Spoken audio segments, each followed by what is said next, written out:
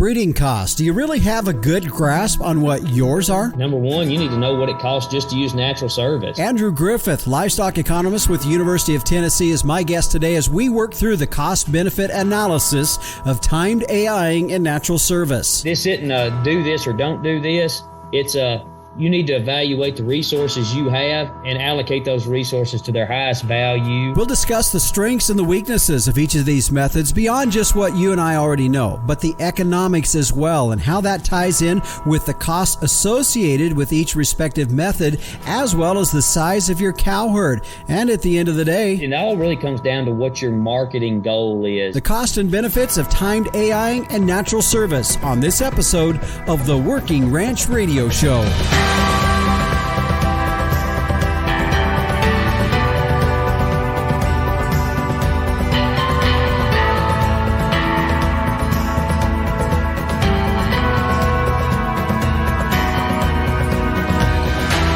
And we welcome you here to the Working Ranch Radio Show. I'm Justin Mills, coming to you all the way from the northeast corner of the cowboy state of Wyoming, and we're glad to have you joining us on our program today.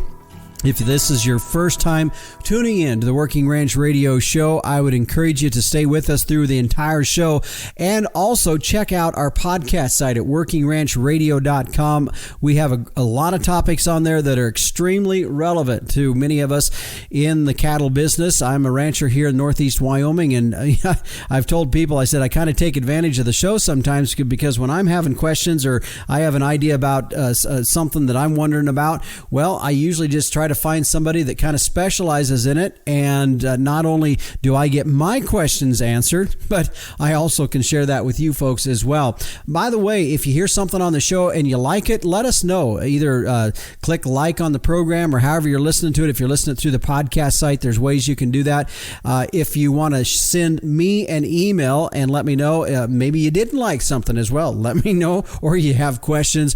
My email address is justin.workingranch@gmail.com. So with that, our subject today is on the cost-benefit analysis of timed AIing and natural service in beef cattle. And I really think that this is a cost for a lot of us that we just kind of maybe get swept under the rug in terms of really analyzing it. And I think today's show is going to shed some light on some of these costs. My guest is Andrew Griffith. He's an associate professor in agriculture and resource economics at the University of Tennessee. His focus there on livestock economics, and he was part of a group of folks that put together a white paper on looking at this, and I thought it was really valid. I realize this time of the year, there's folks probably already have bulls out or already AIing, and folks not quite there yet, but nevertheless, it is a subject that I think does require us to maybe spend some time analyzing it a little bit and really understanding why we're doing what we're doing and putting it all together. If you're a profit-minded standpoint of looking at this, you're going to look at some of the information that we have here today and find a lot of value in it. And I think in the end of it, just really understanding what we're doing and why we're doing it is the basis of where this is coming down to when it comes to our breeding. And there's a lot of factors that are involved in that to understand that. And we're going to talk about it all today on our program when we look at the cost-benefit analysis of timed AIing and natural service in beef cattle.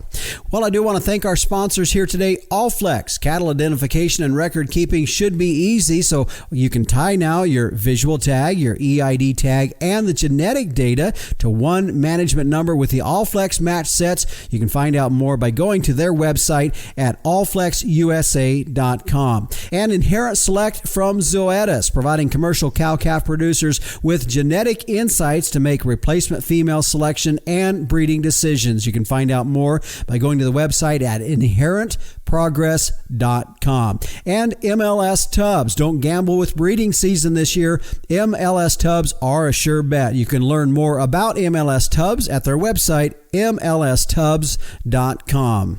Well, let's check in now with the captain, Tim O'Byrne. He is publisher and editor of Working Ranch Magazine for this week's edition of Tim's 2 Cents. Hey, Justin. Hey, everybody out there in Working Ranch Radio Land. Justin, you know I'm not a sensationalist journalist.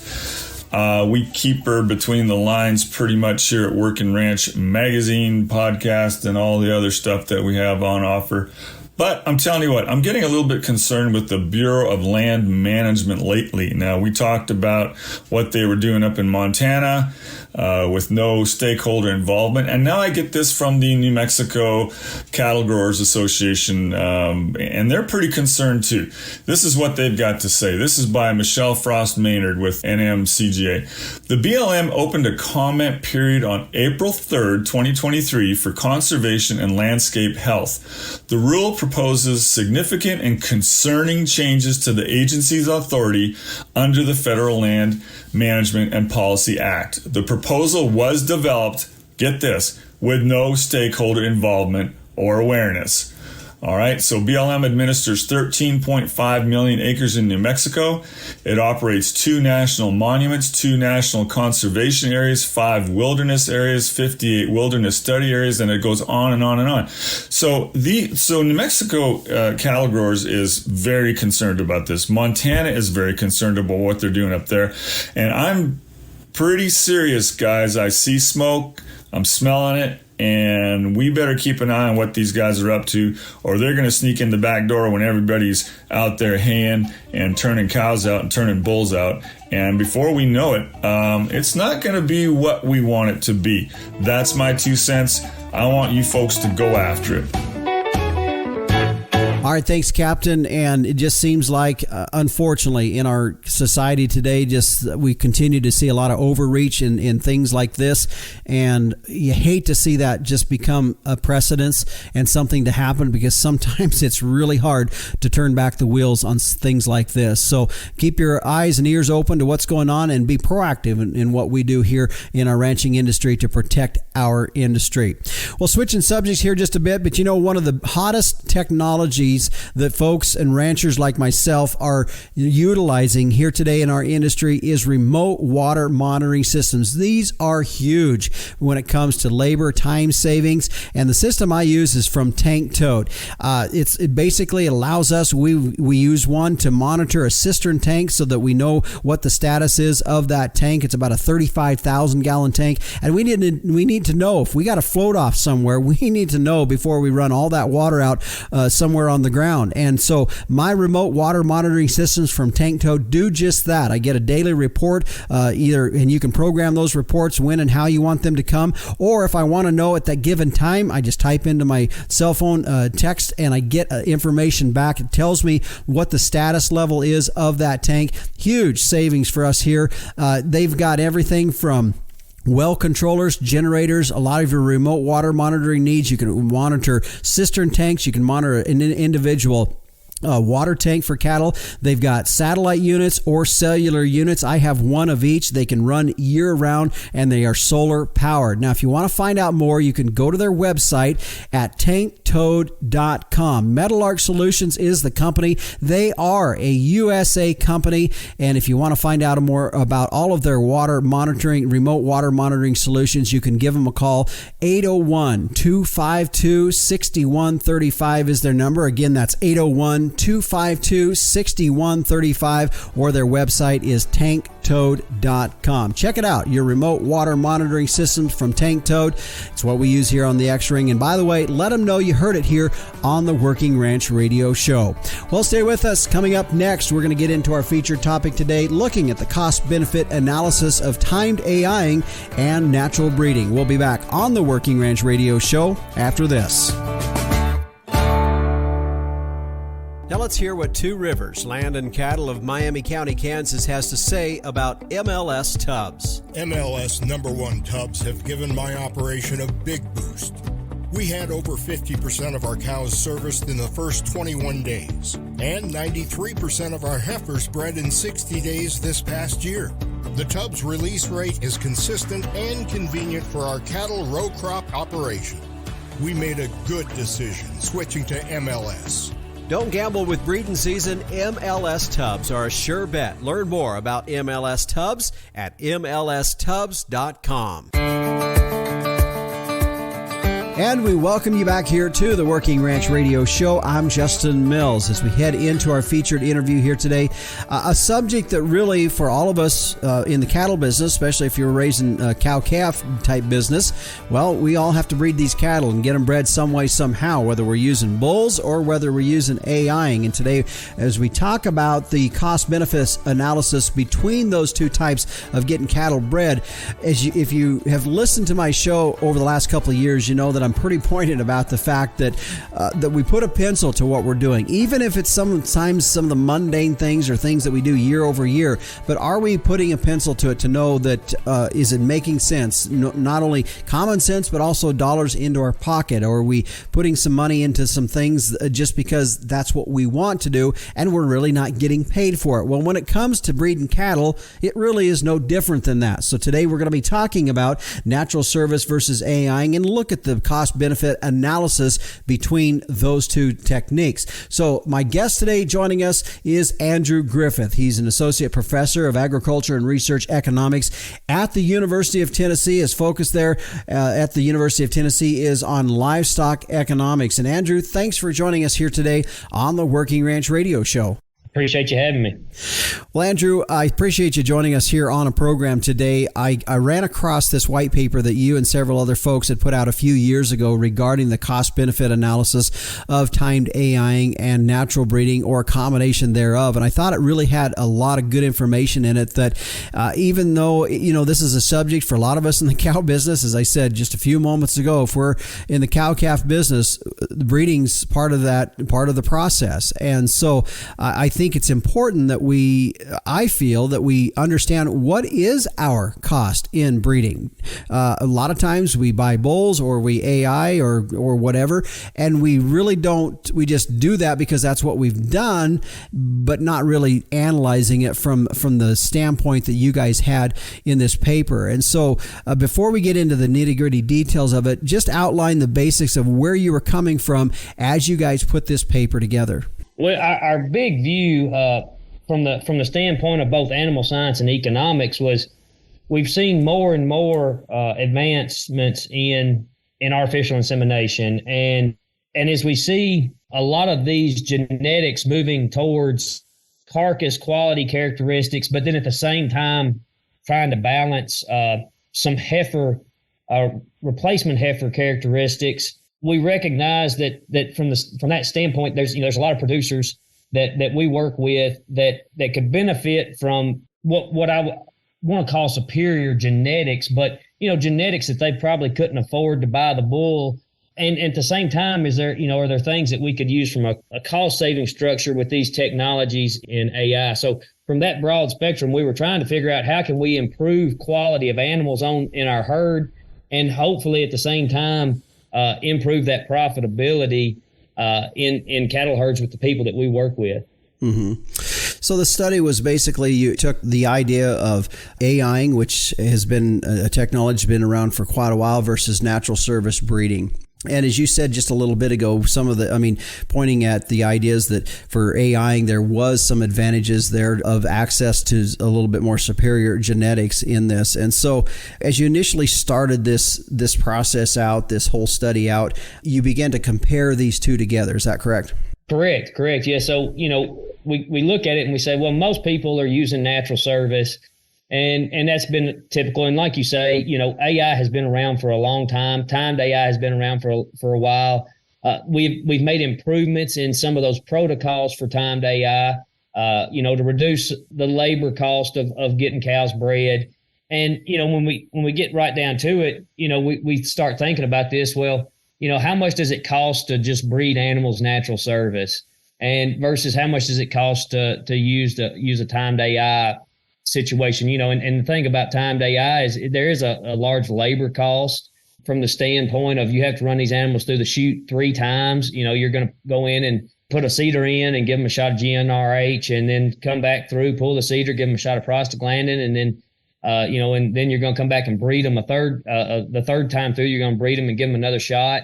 And so, we're looking at it and we're saying, well, what's the cost of natural service? What's the cost of this timed AI? And at the same time, we say, well, but why are we doing the timed AI? Because we have these better genetics. That should increase our our revenue to some degree. So, when we got down to it, we're looking at increased cost from increased labor and then plus purchasing things to artificially inseminate. But at the same time, we're expecting to increase our revenue. And in some cases, if we can reduce the bull battery that we need out there with that herd, we can reduce some of those costs. Now, at the same time, when you reduce that bull battery, we're looking at reducing our revenue, because then you don't have the thing about purchasing a bull at some point when he's done servicing animals and he's used up his useful life, you do get to sell him and get some type of residual value there, salvage value, whereas with artificial insemination, you don't have that opportunity. Mm-hmm. Yeah. So let's jump into this and get some baseline data here. I think we need to set the table, so to speak, with this, because when it comes to breeding cattle, whether you're AIing or whether you're natural service, there are some factors, there are some parameters that need to be thought of in this. And so you've already mentioned a few of those, but let's expand on those just a little bit more. So some of the main things that we looked at and thought about here are, number one, if you're using natural service, you have a long list of bulls that you can purchase, and the prices, have a wide range. You can buy a bull that's $2,000, or you can buy a bull that's $200,000. But more than likely, that $200,000 bull is not going to be doing natural service. And so if you think back into the natural service range, you still may be looking at $2,000 to $20,000. And so, that's one thought consideration, is we have to realize that we would expect a bull that cost us $8,000, $9,000, $10,000 to have superior genetics in some form or fashion based off of what we want to do from a marketing standpoint to provide more value. So if we're looking at two bulls and one is $5,000 and one's $10,000, well, that $10,000 bull has to make up the difference somewhere. And so we look at it from that standpoint. But then when you think about even more superior genetics than the $10,000 bull, well, we say, well, those access to genetics from a $200,000 bull, those genetics should be better. And yeah, we all can't afford that $200,000 bull. So we might be able to afford that semen and the ability to time AI. Another thing, when you start getting into artificial insemination, another thought is, well, what is that conception rate going to be? What's that? And that's very important, because if you set up the synchronization, the ester synchronization protocol correctly and do it correctly, you should have a pretty good outcome from a conception rate standpoint. If you have a technician or person that's doing the breeding that is a proven breeder of animals, but that can still have a range. You may have anywhere from 40% to 70%, and then typically, we would think most of our good breeders would hit 60% or a little better. And so, that's another thing we have to think about. A third thing that I would think about is when we have a natural service, that one bull is all the genetics that we can pull from. When you're thinking about artificial insemination, you can match bulls with specific cows. Now, I realize that's not a concern to all producers, but some producers, they have contemporary groups that they want to breed to a certain bull because they know the genetics behind that contemporary group. It may be based off of age, maybe based off of the cow line that they come through or the bull line that they come through. And so it allows us to make better mating decisions for either individual cows or groups of females that may be more beneficial to us. One of the things that we hear a lot in our area, and I think it's pretty common, just owning and managing bulls, you put them out there for 60 to 90 days, and maybe you have two breeding seasons, and so maybe they're out working for 120 to 180 days a year. But at the same time, you have to manage those bulls, and so everybody doesn't have enough room or enough space to manage the number of bulls they need for the cow herd, or they just don't want to do it. So that's another thing, that throws us into this. Why should we consider AI to some degree? And probably the biggest thing from a value standpoint, and this goes back to things that have been preached about for years and years, is just the ability to narrow and tighten up our calving interval for these animals. I know there's a lot of people that use 60 and 90-day natural service breeding seasons, but from the standpoint of you can AI a group of females, and typically a lot of their calves will be born within a 10 to 14 day period. And when you group a bunch of calves in a 2-week period, they typically grow very similarly throughout the time that they're on their dam. And because of that, you typically can market those animals together, whether they be the steers or the heifers. Well, I guess some people market bulls, but we'll say males and females. You can actually market those as groups of animals, which typically bring higher prices than, animals that are not sold as groups. So larger the group, the higher the price, based off of a lot of research that's been done and observation. So those are a lot of the main things that people should consider. The ability to access more expensive genetics and better genetics, the simple price of different bulls, conception rates, all play into what we're talking about. Yeah. My guest today is Andrew Griffith. He is an associate professor of agriculture and research economics at the University of Tennessee, focus on livestock economics. And we're talking about today a natural service versus AIing. And I think when we come back, though, we're going to look at some of the numbers, because it might make sense for some to do one or the other. And I think the economic side of things is where it's important for us to step back and realize and look at. And when we come back, we're going to talk more about it when we return here on the Working Ranch Radio Show. Big cows come with big feed bills, which is why smart genetic selection can pay off in your cow herd. Did you know Simmental-influenced cows are an average 74 pounds lighter at maturity than Angus-sired counterparts, according to a recent U.S. Meat Animal Research Center study? Now, while Simmental is sized for more efficient gains, 20-year genetic trend lines also show the breed offers reliable calving ease, early growth, and cow longevity. That's a balanced herd built for profit. SimGenetics, giving you more per head, period.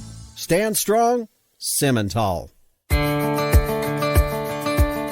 And we'll welcome you back here to the Working Ranch Radio Show. Justin Mills, your host, as we are joined today by Andrew Griffith. He's an associate professor with the University of Tennessee, as we're talking on this time of the year with breeding season coming upon us, natural service and AIing and evaluating that. And as he and I talked before we went on air, I had mentioned to him, I really try to push thinking on this show in terms of the economics of looking at the value and are we seeing the value? And there's a lot of things.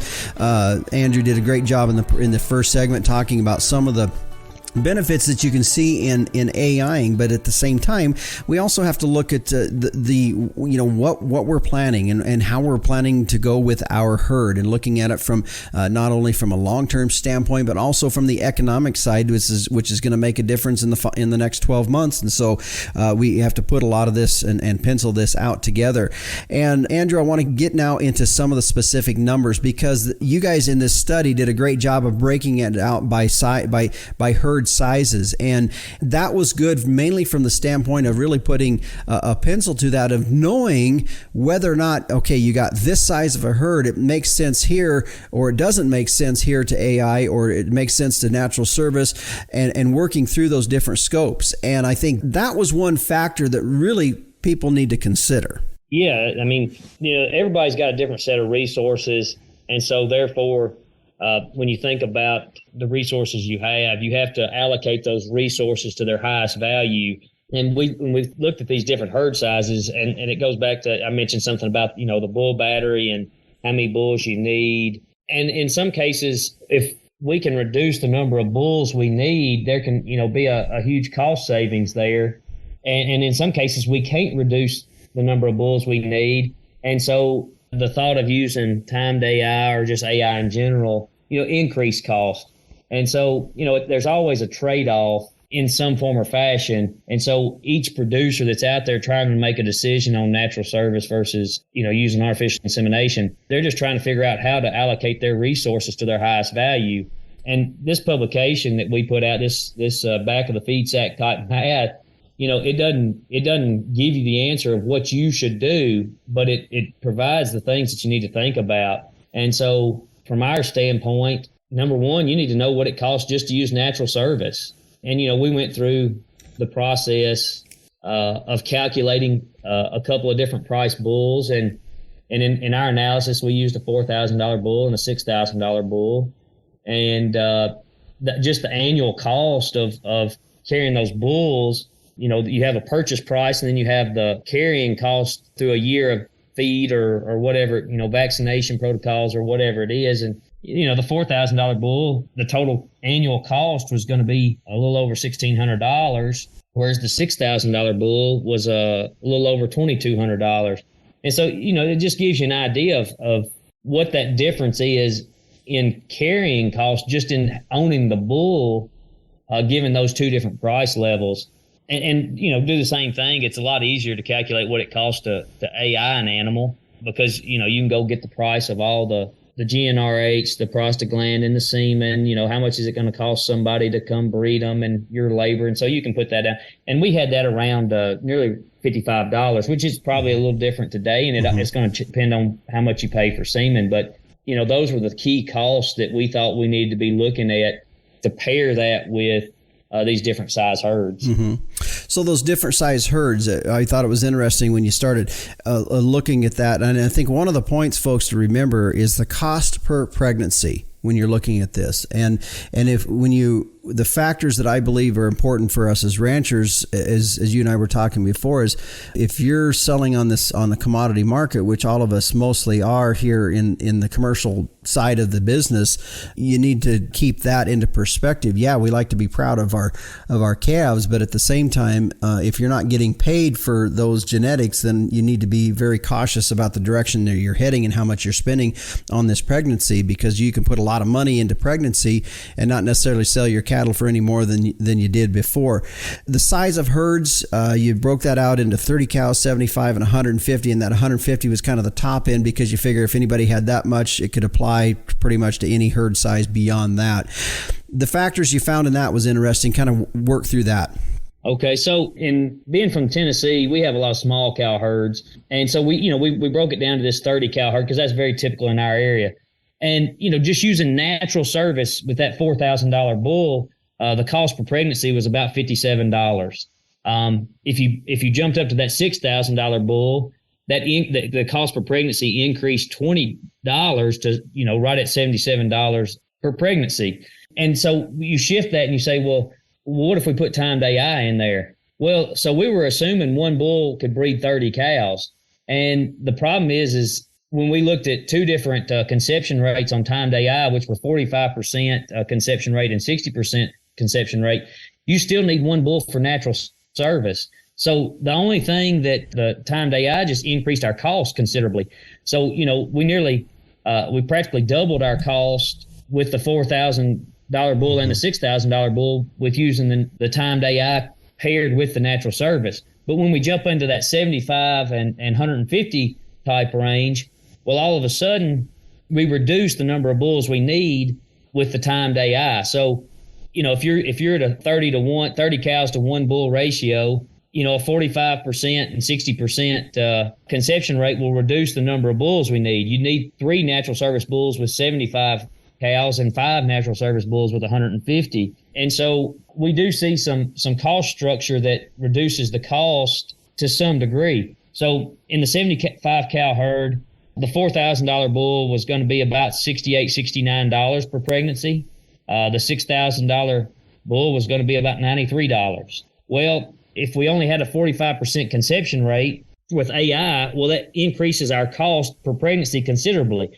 But if we achieve the 60% conception rate, which is fairly common if everything is done correctly, it just, for the $4,000 bull, it marginally, we're talking about $9, increases cost per pregnancy by $9. And whereas with the $6,000 bull, we actually have a lower cost per pregnancy. Where the real savings are seen are really in that larger herd size. And anytime we can reduce the number of bulls that we need to put with the cows, that's where we're seeing. So you go to that 150 cow herd, and very similar to the 30 cow herd with the natural service, because we have it, exactly one bull to 30 cow ratio there. But if we're using timed AI and achieve a 60% conception rate, we only increase the cost per pregnancy by $20 for the $4,000 bull and about $8 for the $6,000 bull. So you can see how, as we look at different herd sizes, the ability to just reduce bull power in natural service can really have benefits from the timed AI standpoint on what it costs to get a pregnancy, because those smaller herds, if you can't reduce the number of bulls, then you're still going to have that timed AI is adding a lot of extra cost, both in material, our inputs, and labor. Just a real quick takeaway that I have in that, Andrew, is that, and I know guys go through different sizes of their herds from different times. You know, they might have retained more and have more coming that they're going to be breeding this year. Some they might be down. And what I pull from that, and when we look at these particular numbers, first of all, the baseline is going to be natural service. So if you can't do it, if you're looking from a financial standpoint, if you cannot do it any cheaper than natural service, then, you know, natural service is the baseline to go at. But when you get into these odd herd sizes, let's say you have 50 head of cows and you're not wanting to buy another bull, this might be an optimal way for a year or so to do AIing, because it keeps you, and I think you had an example of your father-in-law doing that as well, that maybe AIing is a time, and you take that opportunity then to, hey, let's take this opportunity to go and get some superior genetics, then we can retain these heifers and input into our herd. That's exactly right. So you do take a 50 cow herd or something, and you know, one bull is not as, it's very unlikely that most bulls are going to cover 50 cows in a 60-day breeding season. And so, you jump in there and, you know, even if you only get 50% bred with AI, well, the one bull would only have to, you know, breed 25 cows, and he can get that done, natural service. And so, you know, it's also a learning process. You know, that one time of using AI gives you information. I didn't need to go buy another bull, didn't want to go buy another bull, didn't want to have to manage another bull. So I used this AI. And then you go out there and you see what kind of impacts it has on the calves that are produced by the cows that you have. And from that, you can literally just compare those calves to the calves from the natural service bull, and it's pretty easy to tell which ones are belong to who, because those AI calves will be born first in the calving season, and you know, there might be one or two calves that cross over from natural service to the timed AI, and you might not know if it came from that, and unless you did some pregnancy evaluation following the timed AI period. But that's a great point that you pull out of that is it does really help with some of these herd sizes that are not conducive to a perfect system, say. And so, you know, you take a 50 cow herd and you say, well, what do I need to do here? Should I just let the bull run with them year round, or do I go buy another bull and keep my calving season tight? Well, no, the other option is try out the AI and just see how that works for you. You know, to go back and talking about scaling the 150 cow herd, you know, that's a scalable number, and that's why we stopped at 150 cow herd, because, you know, you can scale that to pretty much any number of animals, because the key there is just that bull to cow ratio. Yeah. My guest today is Andrew Griffith. He is an associate professor with the University of Tennessee, focusing on livestock economics. And when we come back, we're going to continue as we've kind of went through this whole study that they've done. And when we come back, he and I are just going to visit about some of the key points that we come out of that, and how maybe even some of the things today are changing some elements. For example, now we have seeing a lot more embryo bulls out there, full brothers that you can get a hold of, DNA testing and how that's playing into that. We're going to talk about all of those kind of factors in this as we go back and just kind of reanalyze this and look back through this and pull some topics out of there that we can discuss that will be useful to you in this time of the year where all of us are looking at what we're going to be doing here on a breeding season standpoint. We'll get into that when we come back here on the Working Ranch Radio Show. Every year you pick your replacement heifers. Some become profitable cows. Others disappoint. How can you make more reliable selections? Genetic testing. Commercial cow-calf producers like you are using Inherit Select from Zoetis. You gain valuable predictions, including cow fertility, size and soundness, feed efficiency, growth and carcass merit, as well as easy-to-use economic indexes. This improves your selection, breeding, and marketing decisions. Request a call from InheritProgress.com and ask about free TSUs to get you started.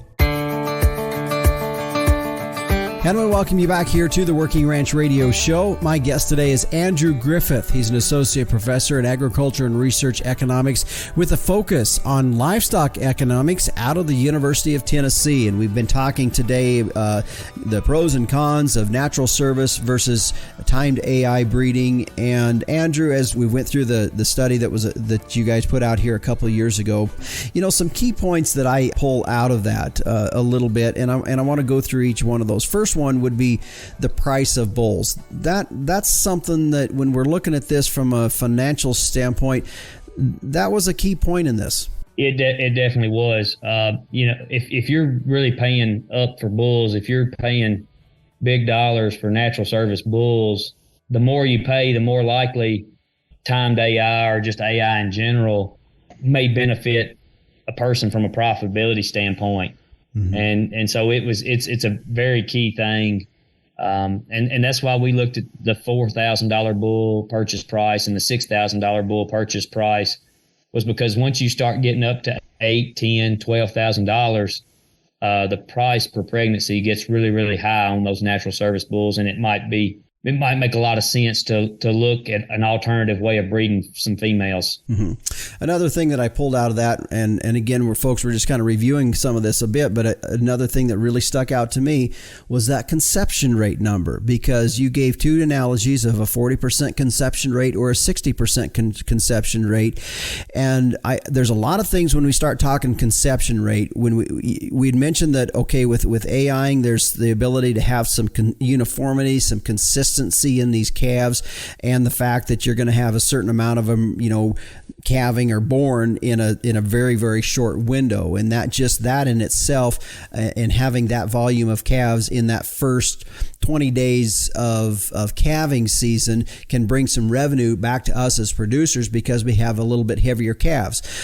So I want to go back to that a little bit, and we're going to explore this a little bit more. But that conception rate in AIing, to me, is a really big factor, because if I have 40% conception rate on AIing, I don't figure that's really that great. And I don't know if the value is there for me in that.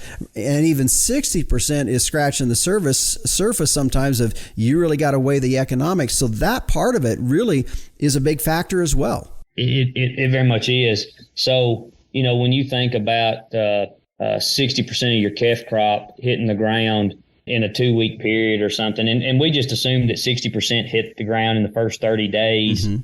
in that 60% AI conception rate. And then we compared that with the 45%.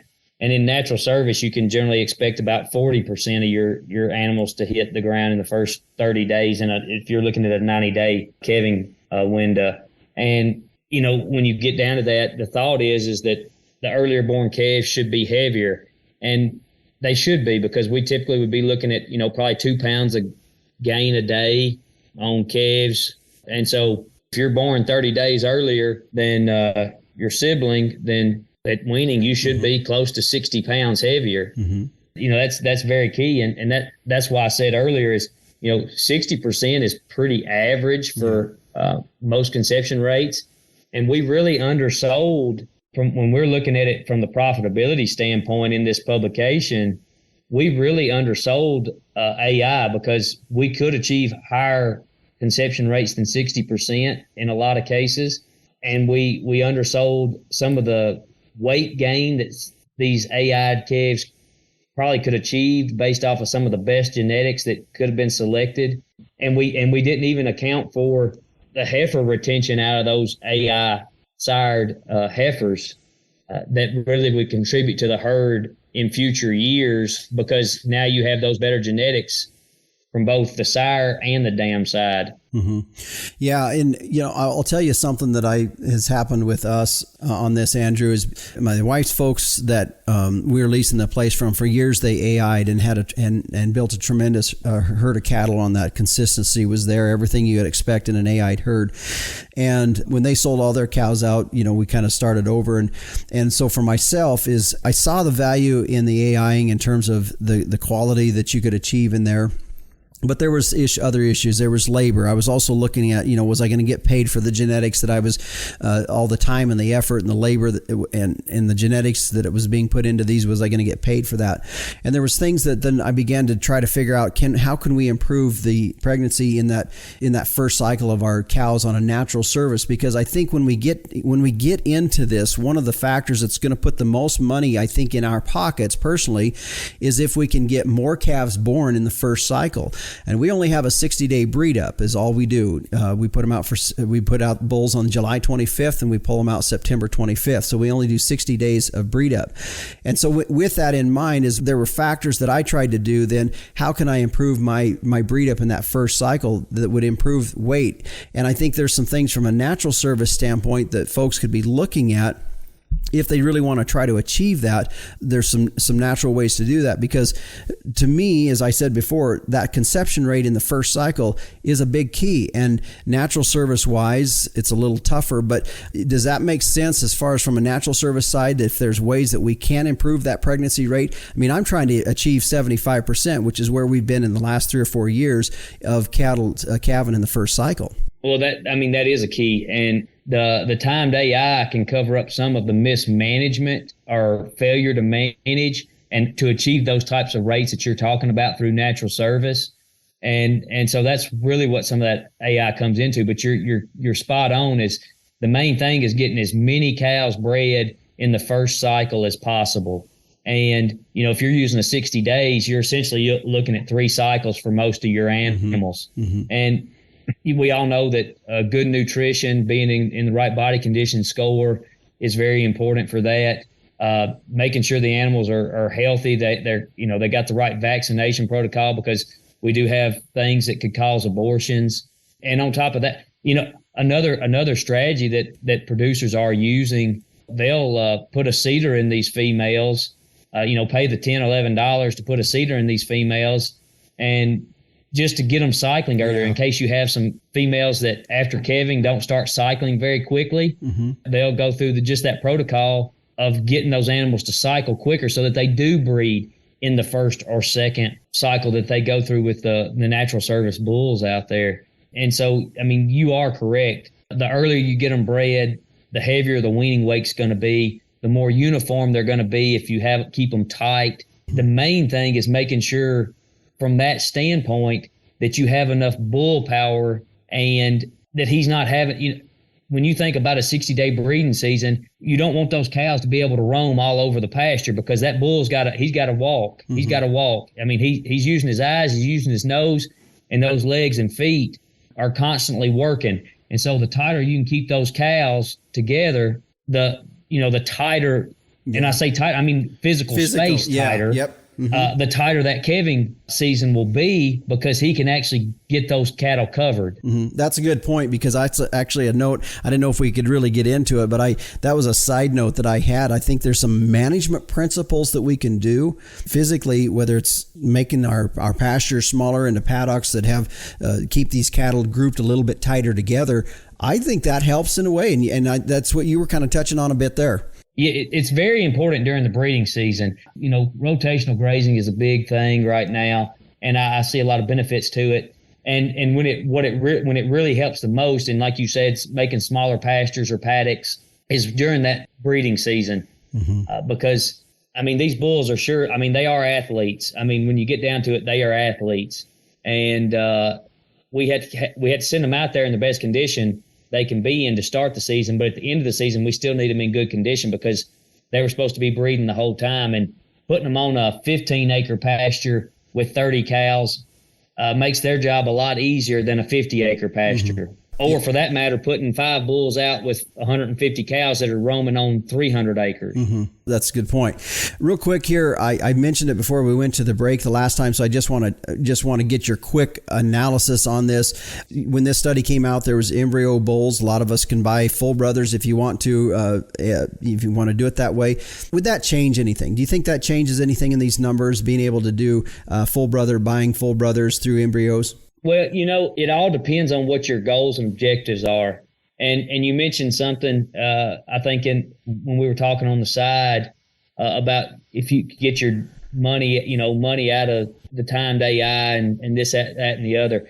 And it all really comes down to what your marketing goal is. And if your goal is to market it at weaning these certain calves, having very similar genetics in the bulls and from natural service, if you can have very similar genetics, you can expect those calves to grow the same and look the same, because that's what the buyer is looking for. At the same time, a lot of the people that I know from a commercial standpoint that are using artificial insemination, they're actually keeping these animals through the feedlot. And so they're trying to capture the entire value of purchasing better genetics as opposed to just the birth to 600 pounds or something like that. But having those genetics from ET type brother bulls or full sibs, it does help keep things more similar for the cow herd and the calf crop that comes out of that cow herd. So there are, from a marketing standpoint, it makes a lot of sense. Well, Andrew, we're about tied up here on time. And as we go, again, the whole concept of this show, and I know of your paper that was put out here by the University of Tennessee, was really about just looking at the economics of this. And as we, just some final comments from you as we recap our conversation and this paper. I think the main comment is producers should go read this little short thing and really to get the ideas from it, and just know that this isn't a do this or don't do this. It's you need to evaluate the resources you have and allocate those resources to their highest value and figure out if something such as timed AI could benefit you in your operation from a profitability standpoint, because we do have situations where it can be very beneficial, and there are other situations where natural services is the best option for those operations. You bet. Well, Andrew, I appreciate you joining us here today on our program. I think we covered a topic here today that has a lot of applicability to us here in the cattle industry. And so I thank you for joining us here on the Working Ranch Radio Show. I appreciate you having me. And again, my guest today has been Andrew Griffith. He's an associate professor of agriculture and research economics for the University of Tennessee. His focus there on livestock economics. And I will be sure to put a link in our podcast description to this white paper so that you can go and look at it for yourself. That'll help. I know we rattled through quite a few numbers here today, and some of those you might have caught, some of those you want to hear back again. And you can either go and download the paper, or I can also listen to the program again. You can do that as well. And I know for some folks, maybe you've already started in the breeding season. Others, you're on the outside looking here for a couple weeks. And for those of you like myself, we're a couple months out from really getting going in our breeding season. But it is something that you might need a year or so to kind of think through. But I think there's a lot of things that we talked about here today that will help you kind of work through some of that. At the end of the day, my focus here, folks, as I've said before, and I said it a couple times in our show here today, I think it's really important that as ranchers that we take a business perspective into what we're doing, that we just don't do things because that's what we've always done, or we just do things because it seems like it's the thing to do. And I think it's always important to have a sharp pencil and a good eye when we're evaluating these kind of things, even as something as simple as breeding. And I think it's the stuff that we covered here today will be very valid as you process this through and make your decisions for your own herd. And as Andrew was saying, really today it wasn't necessarily a right or wrong way in that. It's just understanding your resources and putting them to the best value for the economics on your ranch. Well, stay with us. Coming up next, meteorologist Don Day joins us as we take a look at our long-term weather. We'll be back on the Working Ranch Radio Show after this. Do you have a young child, grandchild, niece, or nephew that loves the weather and wants to learn more? Day Weather has produced a children's weather journal full of weather facts, fun weather experiments, coloring pages, and pages to record weather observations for every season of the year. The weather journal is for ages 3 to 7 and designed to be fun and educational. The interactive weather projects are fun for the whole family to take part in. For only $10, the Day Weather Journal is a great gift idea for any occasion. Click on our Amazon link to order at dayweather.com. Welcome back to the Working Ranch Radio Show. Justin Mills here with you as we head now and take a look at our long-term weather today, brought to you by Allflex. Cattle identification and record keeping should be easy. So now you can tie your visual tag and your EID tag and the genetic data now to one management number with the Allflex match sets. If you want to find out more, go to their website at allflexusa.com. And joining us now with a look at our long-term weather, as he does each and every week, is meteorologist Don Day. When we start looking into the latter half of May, how does that look as compared to where we were at in the first part of May?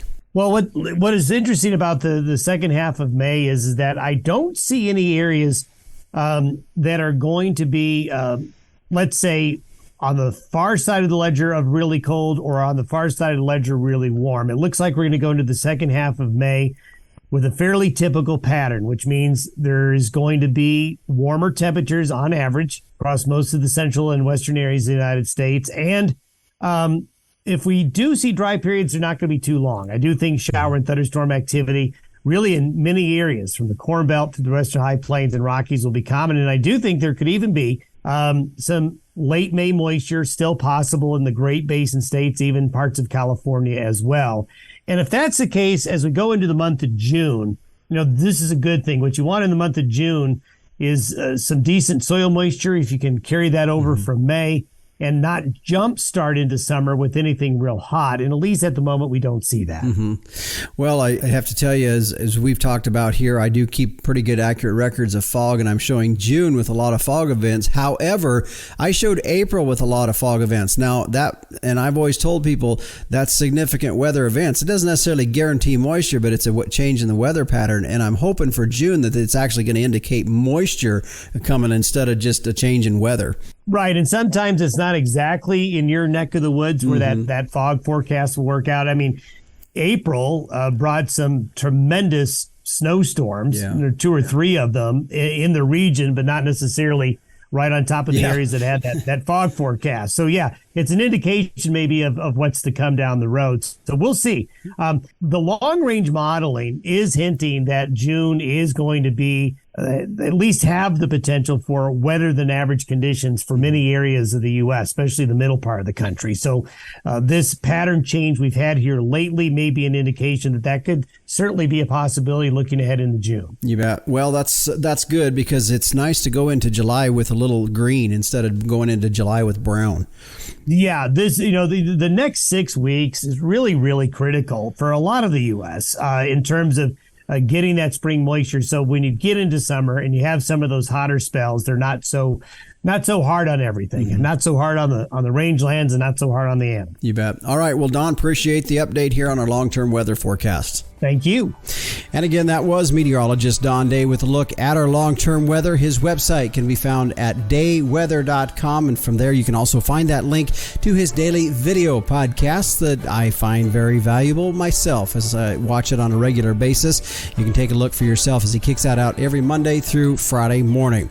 Our weather today brought to you by Allflex. Cattle identification and record keeping should be easy, so you can tie your visual tag, EID tag, and your genetic data to one management number with the Allflex match sets. Find out more at allflexusa.com. Well, stay with us. Coming up, we'll put a wrap on this week's show when we return on the Working Ranch Radio Show.